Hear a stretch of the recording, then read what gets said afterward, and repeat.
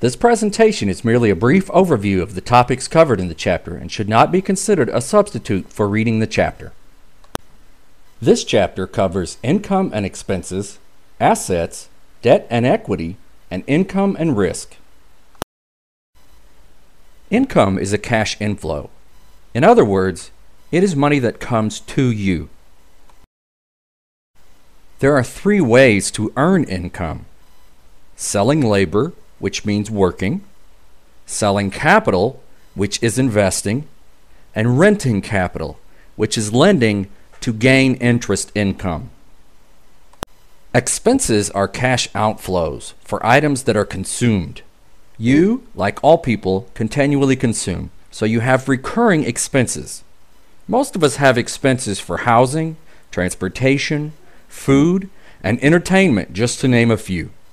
If your income is greater than your expenses, you have a budget surplus.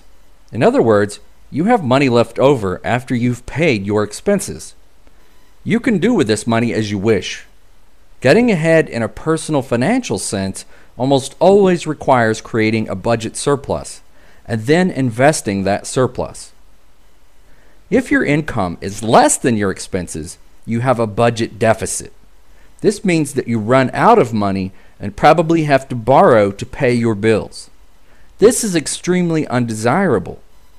Possible solutions to turning a budget deficit into a surplus are to increase your income, maybe by getting a second job, and/or cut your expenses. An asset is any item with economic value that can be converted to cash. Assets are resources that can be used to create income or reduce expenses and to store value. Here we see three assets: gold, stock, and a house. Let's look at what these assets do for us. While there are some generalizations here and it is possible to find exceptions, it is most likely that one invests in gold to store wealth and potentially increase income by buying low and selling high. Stock is usually held for the same reasons. A home may reduce our expenses over the long term when compared to renting, and it typically stores wealth fairly well. Most of us are probably all too familiar with debt.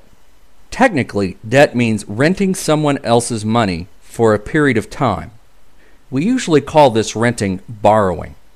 While debt, such as credit card debt, that carries high interest rates and is used for unnecessary items is bad, some debt, like student loans, which allow us to get an education we might otherwise not have been able to obtain, is good. Equity represents ownership. Let's pretend that you want to buy a vacation cottage and you have saved $100,000 for such a purpose. You find the perfect cottage, but it costs $150,000. Instead of saving up the extra $50,000 or borrowing it, you decide to approach a friend who will put up $50,000 to buy part of the cottage. You spend $100,000 and your friend spends $50,000. So you have 2/3 ownership and your friend has 1/3 ownership. These ownership stakes represent equity. Now let's look at another way you could have bought the cottage. You could have borrowed $50,000 from the bank. Of course, you would have to pay the money back plus interest, so it would cost you more than $50,000 over time, but you would own 100% of the cottage and not have to share it with your friend. Finally, let's turn our attention to risk. We must not put all of our focus on getting more of what we want. We must also focus on protecting what we have. Most of us have two sources of income: labor and investment. Those sources of income are at risk. Laborers can lose their jobs due to economic downturns or poor performance.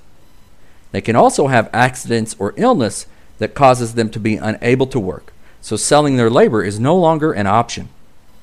With investments, we know that not all of them pan out.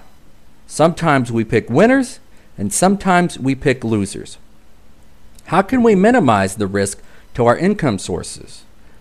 Diversifying or spreading our risk is probably the best way. By not putting all of our eggs in any one basket, we minimize the risk to significant sources of our income. We diversify our labor by learning as many skills as possible instead of just being really good at one thing. We can also sell our labor to more than one employer, or perhaps start our own small business on the side. In investing, we can spread our risk by diversifying our portfolio so that it includes stocks, bonds, mutual funds, real estate, and other investments. Taking these steps can help minimize our risk and make us sleep better at night. That concludes this presentation. I hope you enjoy reading the chapter.